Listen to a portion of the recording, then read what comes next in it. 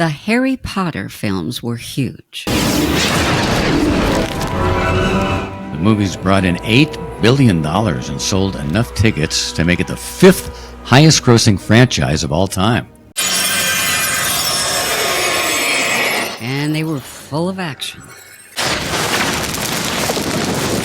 Often done by stuntmen like David Holmes. It really is the best job in the world. Until it's not. From that moment on, my life changed forever.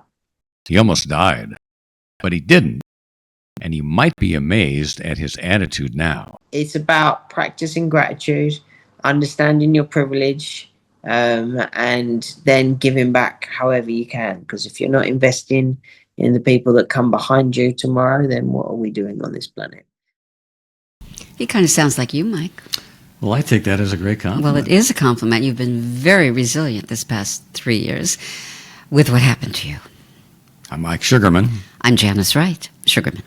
And this is I'm Still Rolling.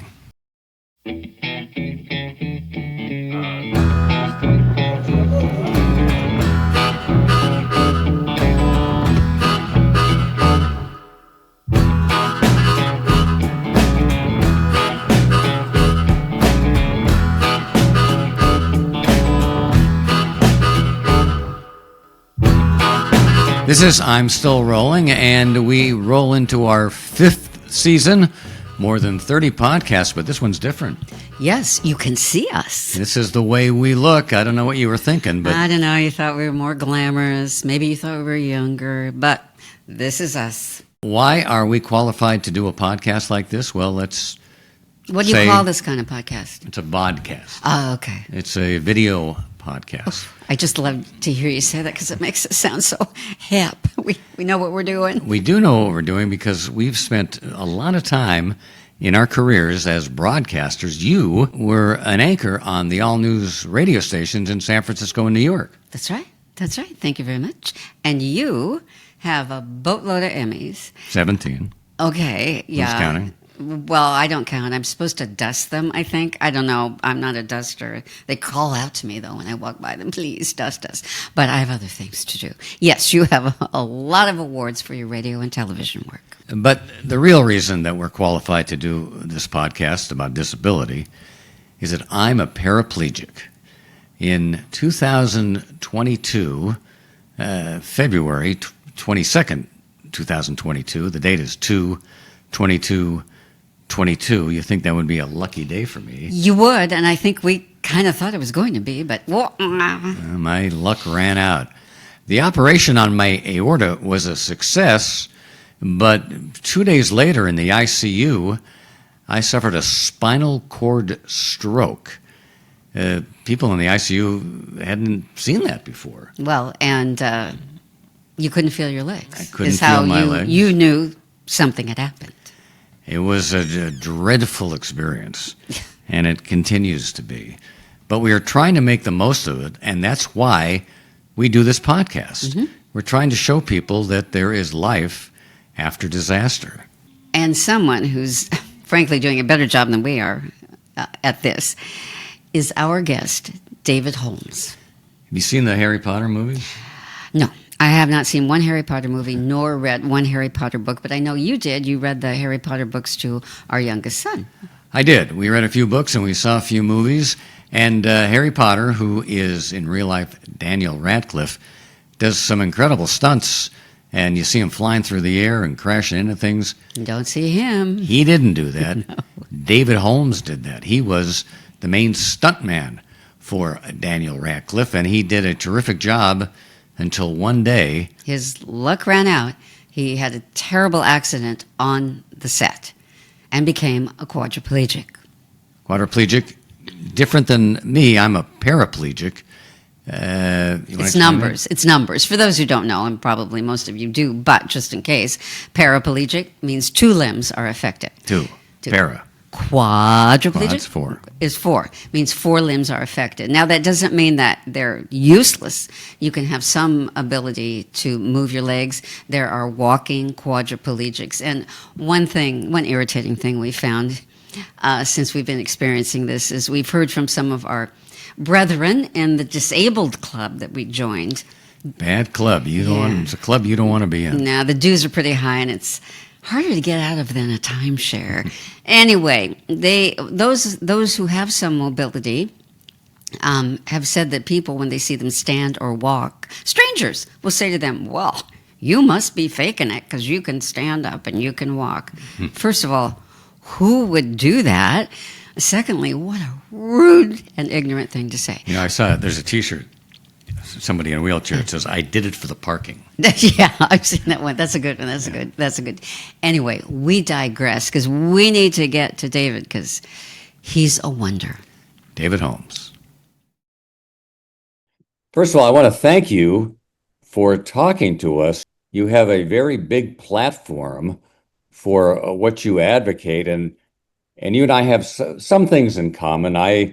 Right after my problem, which was a surgery gone wrong, I knew that I had to do something to help other people with a small platform I have. You have a much bigger platform, and you decided the same thing. So first, thank you for coming on our program, and thank you for your advocacy. And David, I might add, Mike started interviewing doctors and nurses as soon as the heavy drugs started wearing off. He knew that soon that he was going to try and do something with this. So, Mike, can I ask you, is it a spinal cord related issue that you've had to navigate? It was a spinal cord stroke following an operation on my aorta, which was successful. But 2 or 3 days later in the ICU, there was a glitch. Blood stopped flowing to the spine, the spot that controls the legs. I'm a T4-5. Yeah. To people that don't know, that means it's thoracic. It was in the thoracic area, the fourth vertebrae. And I'm paralyzed from about the stomach, the breastbone down. Yeah. So I'm a couple higher than you. I'm a C4 on the right side, which is the cervical area of the spinal cord. So the top half, and then C5 on the left, meaning that my right arm is fully paralyzed. Below my level of injury and my sensation line, which is just above my nipples and armpits, everything is immobile. But on my left arm, I retain a little bit of tricep, a little bit of bicep, but I don't have any hand finger function or dexterity like that. I just have flexion and extension and pronation on my arm and supinate. So that means flexing it, for people listening, supination and pronation is turning your arm over forwards and back. So yeah, and then the right side, unfortunately, because I had a syrinx very soon after my surgery, which wasn't picked up. My journey is I've had to lose what function I did have when I left hospital on the right hand side, and truth be told, whether I retain breathing, speech, and swallow at the same level I am now, I might be on my journey. But what that forces me to do is to be present and to make the most of every day while we have it. And today in England, it's very warm and I'm in less pain. So I'm very grateful. Very warm here in New York as well. It is. Yeah. Yeah. I spoke to Daniel yesterday. He said it's hot in New York. It's hot. Let's start. A lot of people know exactly what happened to you, but a lot of people don't. Tell us what happened. So I was a teenage gymnast, a British gymnast that competed, and then I had the unique opportunity to be a teenage stunt double on the 1997 movie Lost in Space. Somewhere on the other side of the universe, billions of miles from Earth. A few years later, I'd done another day's work on a film called Bedazzled with Brendan Fraser and Elizabeth Hurley. What if I told you that I have the power to give you anything and everything you've always dreamed of? Who are you? Directed by Harold Ramis, who done he was Egon in the Ghostbusters movie, iconic New York movie. Anyway, on that day's work, I met the same stunt coordinator again, and he said, "Can I have your telephone number? In a couple of years' time, I might be doing. Sorry, in a couple of months' time, I'm starting this kid film. It's called Harry Potter something and something." I went back to school, went back to my gymnastics training, got a phone call a couple of months later, and lo and behold, I was called in to be the first ever broomstick test. And then I secured my job in front of Chris Columbus, the legendary director, directed and wrote The Goonies and Gremlins and stuff like that. Home Alone, another New York classic. I was strapped to a broomstick, driven on a truck down the runway at the studios where they filmed Harry Potter. On that day, I secured my role as lead stunt double for Daniel Radcliffe on the Harry Potter films. So I got to do 8 of the best years of my life working on that amazing film franchise. And then in 2009, unfortunately, I was called in. We started stunt rehearsals on Harry Potter 7 Part 1. And as the films progressed, the severity of the stunt action, obviously, and the spell reactions got more, intense. So we were doing stunt rehearsals. We wanted to increase the severity of taking off the floor and flying into a wall. I was practicing Harry fighting the snake. Through no fault of my own, a couple of things went drastically wrong, and I flew into a wall of crash mats, unbelievable velocity. My chest folded into my nose, and my C6, C7 vertebrae separated in a full dislocation, and I landed instantly winded, paralyzed, and from that moment on, my life changed forever. Did you know right away that you were paralyzed? Right away. I've broken enough bones as a stuntman to know what it feels like to break a bone, and straight away. My first recovery thing to do was recover the breath because I was severely winded, where I folded up the diaphragm and crushed the lungs. So I recovered the breath, and then the nerve pain across the whole body and not being able to move. I instantly knew and told my best friend, stunt coordinator, I'd broken my neck. So then it was a slow ambulance ride to the hospital, and then a fixation surgery, and then 6 months in intensive rehab to try and get as much as a recovery as I physically can get. So yeah, very unique. That's a long time. Yeah, it's high level spinal injury. It's, as you know, navigating living with a spinal cord injury. It's not just the not walking bit. People ask me, "Do you want to, not walk again?" It's like, I'll take a list of 10 other things before that. Like it's blood pressure regulation, it's bladder and bowel function, it's sexual function, it's being able to control my core temperature. It's like a million other things over walking I would take. I hear you, brother. We hear that over and over again from me. from people we interview, and I hear it from him too. Yeah. So it's a journey, isn't it? But it's a very unique journey, and it's up to us as individuals and anyone who faces a life-changing tragedy. It's a lesson of loss. It's grief. It's then trying to work out, are you going to let that moment define who you are, or are you going to move on and try and make the best of what you've got? And it's not a rehearsal, this life. We only get one go, isn't it? And I know what can go wrong on a rehearsal. So I try and make the best of what I've got. Well, you have made the best of it with your book, The Boy Who Thank Lived, you very much. and then the documentary. The title is, of course, wonderful, because as you say, you make the best of what you have, and you did live.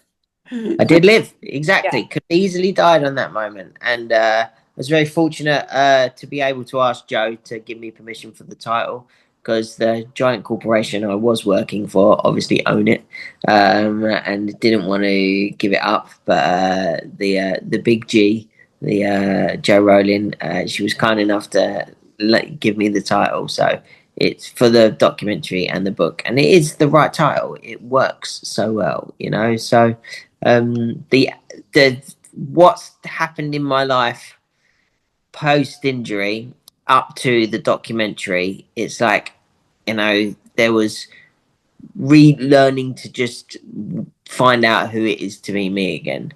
And the truth be told, it took a decade, you know. And then I chose to tell my story through the documentary, and now I have a platform to tell and change perspective, and that's a big responsibility that I don't take lightly. I wake up every day just glad I'm waking up. Yeah, I'm a boy who lived, and I understand completely what you're talking about. yeah. But the documentary was produced and was a big part of Daniel Radcliffe career and life. Talk about your relationship with him. He's a big star. He's one of my best friends. When this Zoom call goes down, we've got a scheduled FaceTime together for a catch up. So I speak to him on a regular. You know, what do you buy? The man can buy everything himself. I make him playlists and send him like that across on iTunes. So I just sent him one because he's got a birthday forthcoming soon. So yeah, he's one of my best friends, and for years I was brave for him, performing stunts for him on the Harry Potter franchise. And then just at the beginning of HP7, my accident happened. And he had the weight of the world with finishing the franchise off without his best friend and big brother like figure around to train him every day and to be, you know, just there as part of his support network. So he had to come and see me in hospital with a feeding tube down my nose, with a neck brace, with my life changed forever. And in that moment, he was very, very brave for me. So I honestly, you guys got to watch that young man grow up on camera as a kid. I get to watch him grow as a man, and I could not be more proud of him. He's an amazing human being, and I'm very grateful to have him in my life. What about the other people in your life? Who has How has that been for them? Yeah, of course. I mean, it was life changing for everyone. I always say it was the moment that forced me to grow up, but it also forced everyone around me to grow up. Because you were 24, 25? 24, and then I'd had my 25th birthday paralyzed. So I'm 16 years in now. So very soon I'll be more in a chair than I was on my legs. But yeah, it was life changing for everyone. My family, the best friends that I've got, like, you know, at the time, my relationship with my ex-partner, it was one of those things that just, it was like a giant earthquake. But that is life, isn't it? Things just come at you, and you have like no, you know, we all build up this sort of weird sense that we're in control, and then something like that happens, and then you realize, well, you're not. You're just very frail, very fallible, and things can go wrong, and they will go wrong. And I began this episode with that, like, life is a lesson of loss, right? You know, you're given a gift of life, and then you lose things. You lose the parents you love, you lose your physical abilities, you lose friends, and that's the deal we get. I had that lesson the hardest way at 25 years old. But and you go through all of the stages of grief that are well documented. And living with my injury, with it ever changing, I still go through those stages when I lose a muscle group on one side. But truth is, recovery from something like this is every single day. It's every day. But I tell anyone listening in, you know, pain is inevitable in life, whether you like it or not. But you can choose to suffer or not. You know, I do believe that. Yeah. Well, there are people who are born to die, and then there are people who are born to live. Yeah. And you are obviously one of those people who are born to live, because you will die someday, but you're going to enjoy every day Absolutely. till then, as Yeah. opposed to some other people. But I got to ask you about being a stuntman. Yeah. How did Best. that happen? Best job in the world. So listen, if it come back to work miraculously tomorrow, I would go back to work again. It really is the best job in the world. I was a British gymnast, and my gymnastics coach was a stuntman himself. And then that phone call come into my gymnastics coach looking for kids to work on that movie 1997, Lost in Space. So I got to spend a summer in a film studio hanging out with movie stars like Matt LeBlanc and Gary Oldman. And it was a very formative experience for a young man. And that was it. I knew what I wanted to do when I grew up, So, Matt yeah. LeBlanc was in Lost in Space. I didn't know that. It's working! What is? If we can't go around the sun, then we go straight through it using your hyperdrive. Yeah. Do you know what? Funny man, lovely man, really, really fun. And I was 13, all confidence, as you can tell.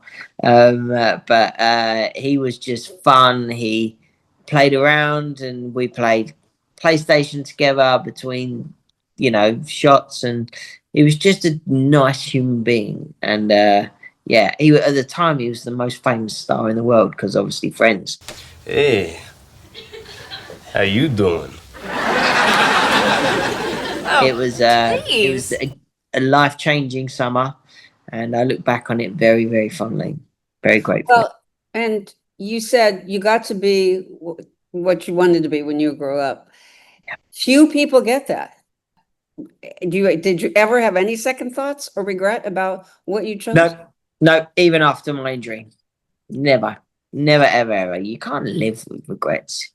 Live with regrets means you're sitting in the past. And, the great George Harrison said, time is an enigma because the past is gone and the future's not here yet. But what is here is today. So what's real is today. The time that you're experiencing is now. And the very famous philosopher Eckhart Tolle has got a great book, The Power of Now. And it is just reminding you that what you have control of is today. That is it. Everything else is up to the ether. It's up to whatever religion you belong to, whatever faith you believe in, whatever lifestyle you subscribe to. Obviously there are factoring effects like your diet and lifestyle and all of those things that can affect your tomorrow. But that's why you got to remember, today, and you consider the future by being in today. But regrets and holding on to that and the past, that only goes one way, I read The Power of Now, and I just started actually yesterday reading Marcus Aurelius. Amazing. What, the diary? Meditation. Yeah. But I bring it up because he has the same thing. The past is gone. Tomorrow's not here. Yeah. You've got to live in the moment. And there's nothing more important to people like us than that, because that's all we have. Sometimes I've also thought you said you wouldn't change anything. You had wonderful years. We had wonderful years, wonderful careers, family. And I say to myself, regrets, that means I'm being ungrateful. I mean, it's like, what did I think? All that stuff was free. It's like, it's being ungrateful for what you had. Yeah. If you were lucky enough that the three of us were to have wonderful lives before this. Yeah, gratitude is the best attitude. I've just a friend of mine's little boy passed away last year, navigated his whole life with real severe disability.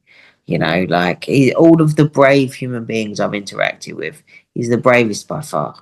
9 years old, non-verbal, 30 fits a day, spina bifida, you name it. Alfie navigated it. But he used to come over. He could talk on his head computer, and they programmed in Dave's house, little Dave's house.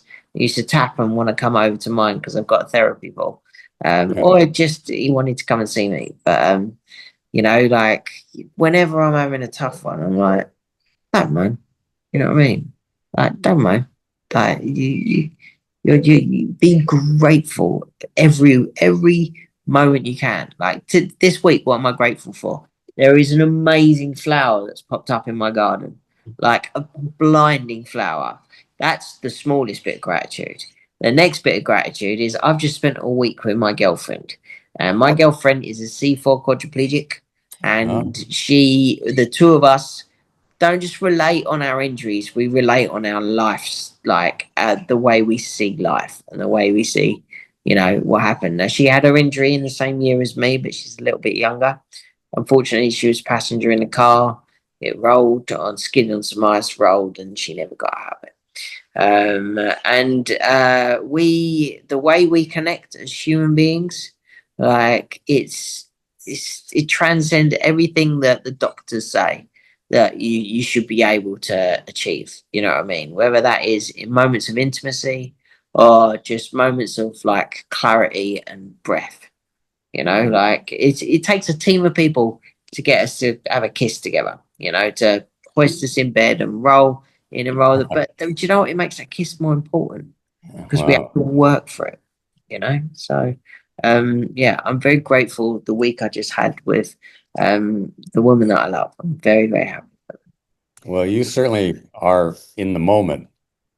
Go Okay. Well, you're tapping on this. No, I go ahead. Well, on that note, we have found, I can only describe it, I guess, as a richness. Sometimes we felt like we were on a honeymoon because things change so much. Yeah. That thing, and it was new.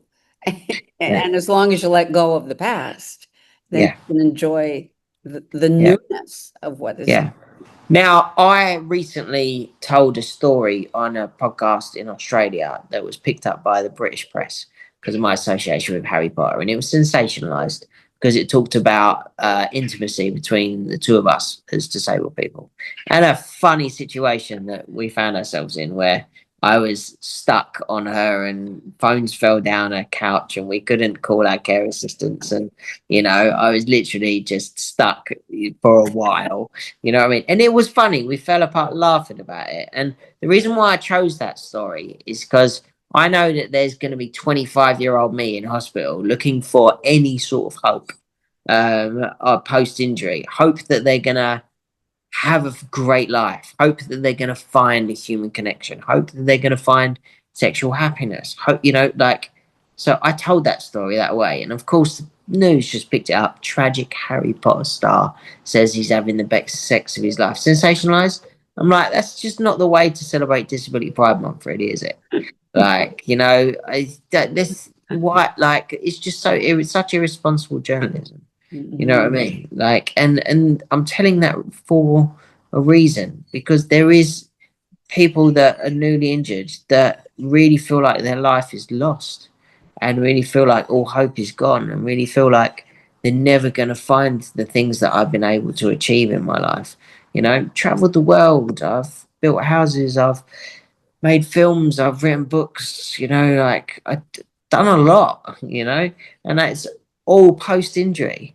And that is probably because I'm testament to the saying, it's not the size of the dog in the fight, it's the size of the fight in the dog. And even though I'm the size of a Yorkshire Terrier, I bite. Yeah, so I'm all right. You're certainly, what's the word? Well, you're in the moment now. Yeah. But were you like that before? Because I wasn't. I don't think I appreciated my life. As a stunt performer, you are forced to be in the moment at those times of pressure. As a competitive gymnast, you are forced to be in the moment at times of competition. As a performer in general, so you're forced to be in the moment because you can't do your job. So I was able to have glimpses of what the moment is, but now I find the moment is every second of every day, unless I neglect my coping strategies and my mindset. And I have very, very strict coping strategies. I am ruthlessly strict on my diet, so I do not worry if I'm going to have a bowel accident. So that is not an anxiety that I have to live with. I do 2 steam rooms a day and raise my core temperature past 37.5 degrees. So it means, one, it loosens me up and makes a huge difference to my neck. But whilst in the steam room, I really work on breath work. So I do Brock's breathing because, as we both know, chest infections is the way most spinal injuries go down. By raising my core temperature past 37.5, it's you put yourself in the state that you get in when you're in fever. So when you have a fever and your core temperature goes up because you're fighting a virus, I do that to myself twice a day. And while I'm in there, I do breath work. I make it very uncomfortable and it loosens the pain that I'm in, and it's my space. If I need to cry, that's where I cry. If I need to tune into music, that's where I tune into music. But my coping strategies are a ritual that I know as soon as I falter on them, that it makes a huge difference to my quality of day. So yeah, it's just how I manage, you know what I mean? And there's no right or wrong way of doing anything or coping with anything post injury. It's just what you find. Again, I would think that's a good lesson for everyone. Mm, As you go through life, as you age, you have to keep it up. We have to physically, yeah, and so many people sadly don't. But yeah. you do have to discipline yourself. Yeah, big time. Yeah. And listen, in there, I'm not, you can't raise, well, my level of injury, my heart rate doesn't go up if I'm doing any sort of physical exercise. But when I raise my core temperature, it goes up. My blood pressure doesn't go up. It's very, very low. When I raise my core temperature, it goes up. So doing that, I mean, I've never had COVID and never had a chest infection.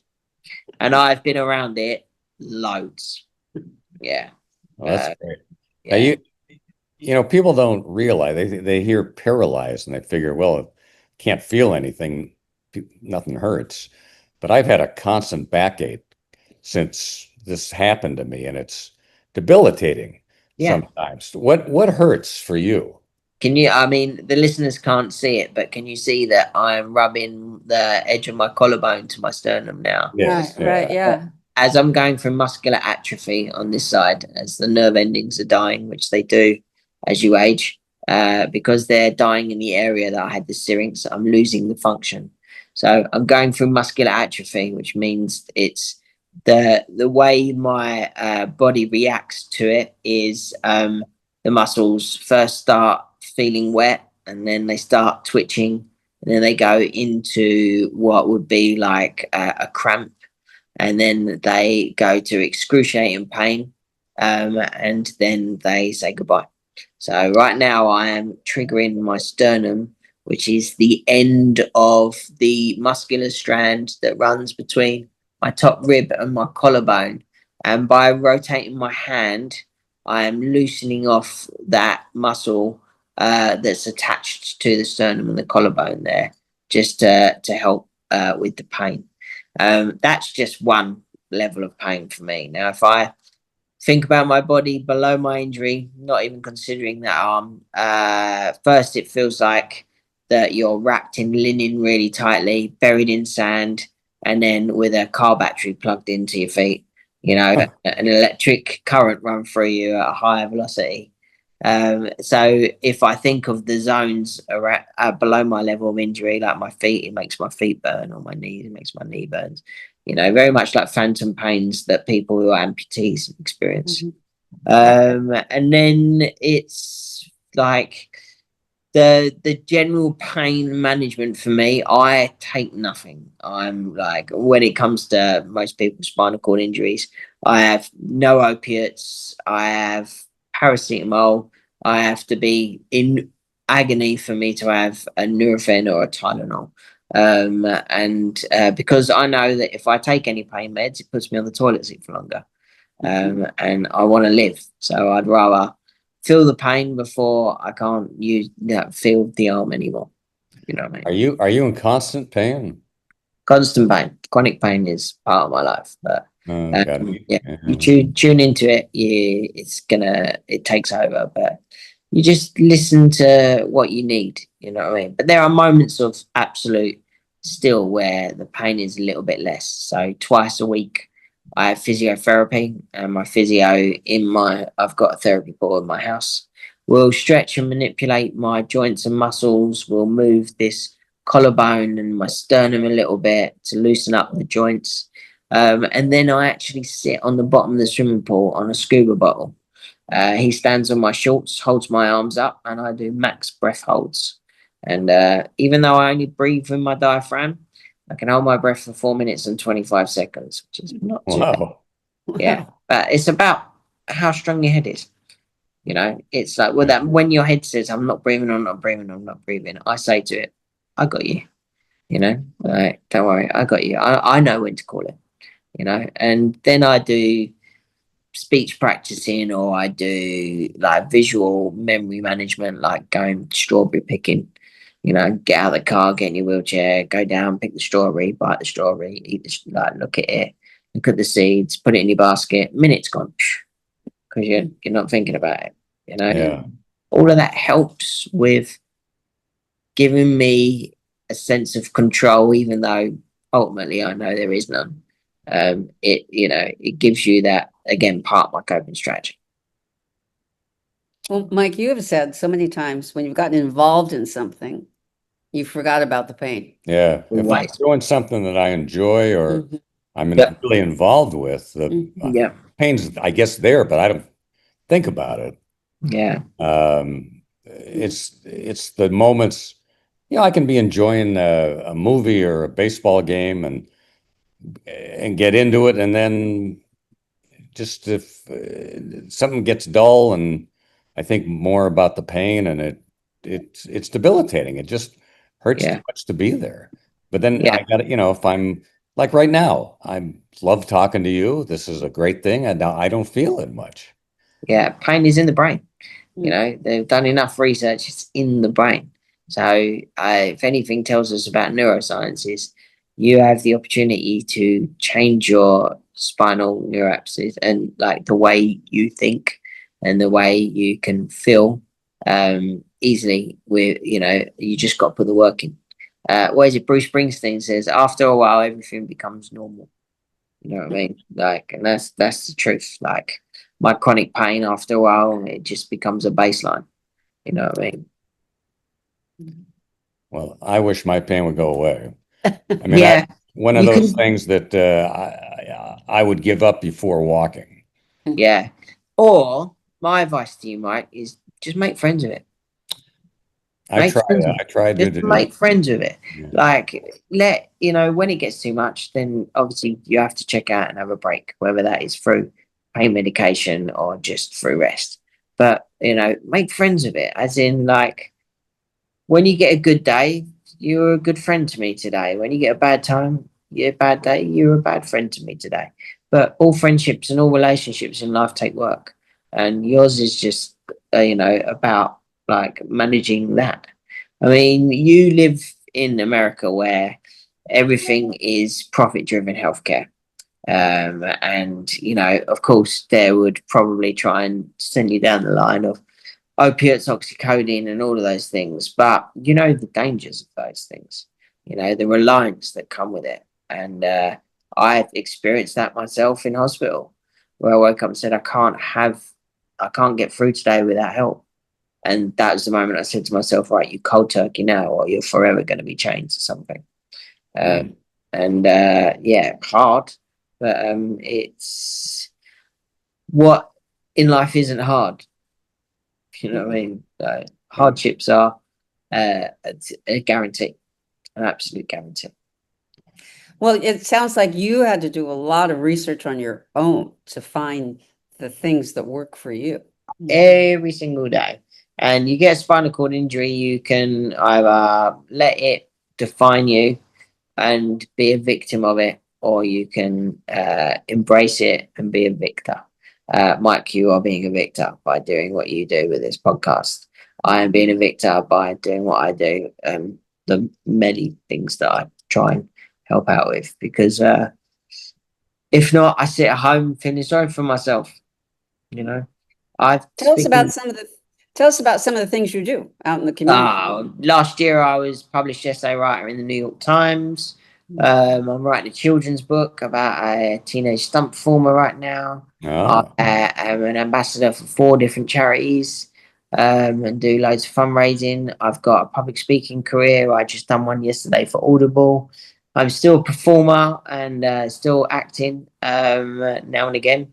So I do little auditions here and there. I recently got quite a big project that I'm sworn to secrecy on. Yeah, it's pretty cool. Then I run 3 businesses. I built houses for people that live with disabilities in my local area, and I rent them out for people that, I've got the house next to my mum and dad with a girl that went to the same school as young Alfie, and the family love it, So I developed buildings in the UK, so I know that they can be inclusive and adapted, because if you're not creating, then you're just taking. So I try to create in any way I can. Well, that's a good note to end on. Beautiful. Yeah. I'm. It's just great to talk to you and share our stories and tell you how. People tell me that I'm inspiring. We're both inspiring. You have inspired me, my friend. Thank you. Really have. You really have. Yeah. David Holmes is my new hero. He says everything that I believe, and I don't want to say I want to be him, but I want to be in the now. I want to help others who are young people that think there's no future, that they can have sex again, maybe not walk, but they can laugh. They can go to a football, baseball game, maybe a cricket game in England. David embraces all of that. He was like going to the mountain and talking to a guru. And he had a message for you, but that message applies to all of us able-bodied people as well. It's the same thing. It's live in the moment and appreciate what you have. And one thing that I found interesting was, when you live in the moment, it doesn't mean you go, oh, la-di-da, and just, okay, I'm just going to see what happens today. No, he works hard to stay in shape, to make himself as good as he can possibly be.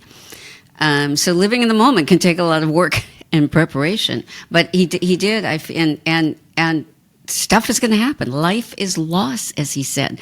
So his message is universal for